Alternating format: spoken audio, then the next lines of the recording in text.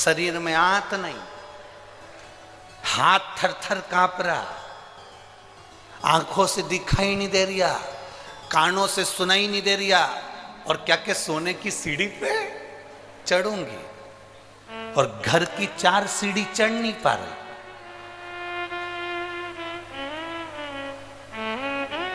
कथा में भी जाए तो 2-4 उसका हाथ पकड़ के ले जाए, चढ़ नहीं पा रही, और विचार कर कर बैठी है सोने की सीढ़ी पर चढ़ूंगी।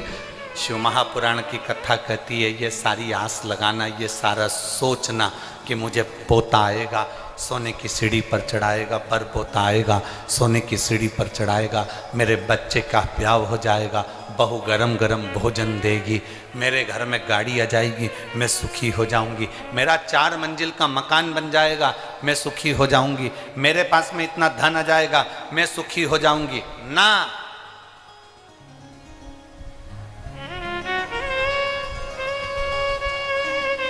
ओ मेरी झारखंड की जीजियों, जमशेदपुर वालियों,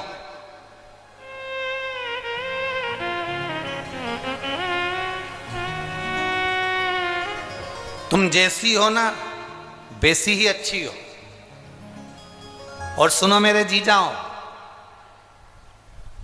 ओ जमशेदपुर वालों, तुम जैसे हो ना अच्छे हो, कम से कम 2 रोटी पेट भर कर खा रहे हो और चकाचक नींद लेकर सो रहे हो।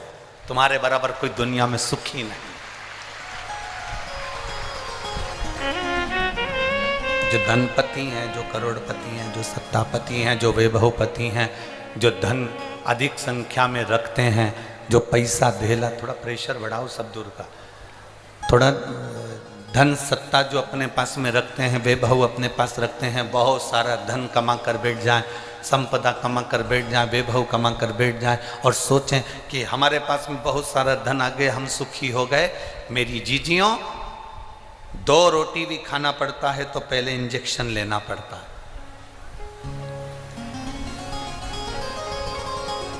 सोना है तो 2 गोली खाना पड़ता है। कम से कम आप सुखी हो, ना आपको इंजेक्शन लेना पड़ रहा है और ना 2 गोली खाकर सोना पड़ रहा है। 1 लोटा जल चढ़ाते हो और रात भर तक हमारी ताजगी हमारे जीवन में बनी रहती है। ये सुख है। एक पत्र आया है, हम ज्यादा पत्र तो अभी पढ़े नहीं है, पर पत्र अच्छा है।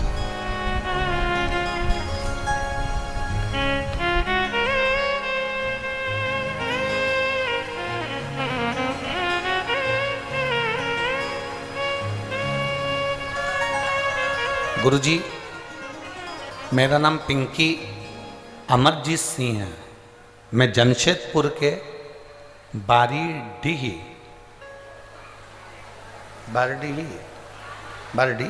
तुम लोग समझ गए ना, बस बाकी के कोई समझेगा नहीं समझे, तुम समझ जाना, ठीक है।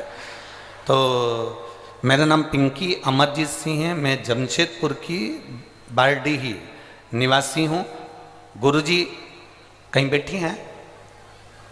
आप ही हैं? ऐसा हाथ हिला दो। और बेटा आया है साथ में? यही है, लिया इसको, लिया। मेरा नाम पिंकी अमरजीत सिंह है, मैं जमशेदपुर की बारडी निवासी हूँ। गुरुजी, मेरा बेटा 7 साल का है। मेरे बेटे को कई सालों से पूरे शरीर पर सफ़ेद दाग हो गए थे और पूरा शरीर उसका सफ़ेद हो गया था। जब सफ़ेद दाग पूरे शरीर पर हो गए, हम कई सालों से डॉक्टरों का इलाज करवा रहे थे, पर कोई आराम नहीं लग पाया। ऐसा कोई डॉक्टर नहीं था जिसको हमने नहीं दिखाया हमारे बच्चे को, क्योंकि 7 साल का तो है ही गुरुजी, और अभी उसकी पूरी जिंदगी पड़ी हुई है। और इतने छोटे से बच्चे का पूरा शरीर सफ़ेद हो जाना, पूरे शरीर पर सफ़ेद बीमारी हो जाना, चर्म रोग पूरा सफ़ेद हो जाना, हम बड़े तकलीफ में आ गए। सारे डॉक्टरों का इलाज करवाया पर आराम नहीं लग पाया। 1 साल, 2 साल, 3 साल इलाज करवाते गए पर बीमारी फैलती गई। उस बीमारी के अंतर्गत उसकी चमड़ी सफ़ेद होती चली।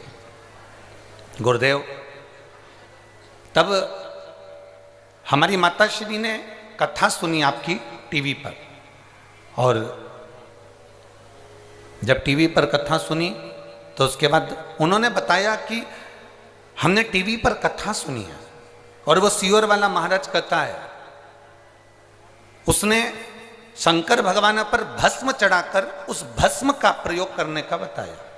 साथ में उन्होंने कहा कि जब गाय अपने बछड़े को दूध पिलाती है, बछड़े को दूध पिलाते समय गाय के मुख पर फेन आ जाता है, उस फेन को चम्मच में निकाल लो और उस फेन को उस बच्चे के शरीर पर पूरा लगाओ जिसके शरीर में चमड़ी सफेद पड़ी हो। गुरुदेव, हमने भस्म का प्रयोग और उस दूध का प्रयोग, फेन का प्रयोग करा और बाबा की कृपा ऐसी हो गई कि आज मेरा बेटे की पूरा शरीर वापिस पूरा की पूरा ठीक हो गया और उसके शरीर में जो सफ़ेद बीमारी हो गई थी, पूरा शरीर सफ़ेद हो गया था। मेरा बेटा अब असली उसका जो शरीर जैसी चमड़ी का था वैसी की वैसी उसकी चमड़ी हो गई, वैसा की वैसे उसका शरीर हो गया। मैं बाबा को यहाँ पर प्रणाम करने के लिए आई हूँ गुरुदेव, बाबा को धन्यवाद देने के लिए आई हूँ। लाइन अच्छी लिखी है। अरे लुटा दिया भंडार काशी वाले, कर दिया माला काशी वाले, अरे लुटा दिया भंडार काशी वाले, यही बाला के कर दिया माला काशी वाले।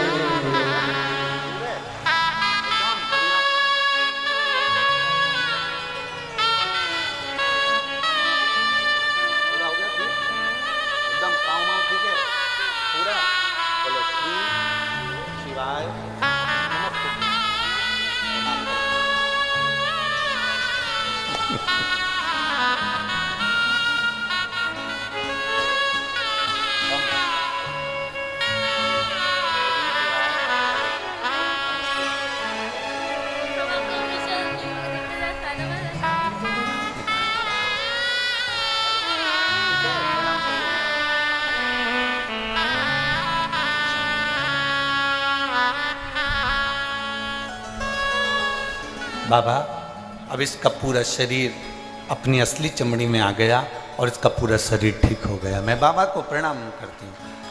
शंभु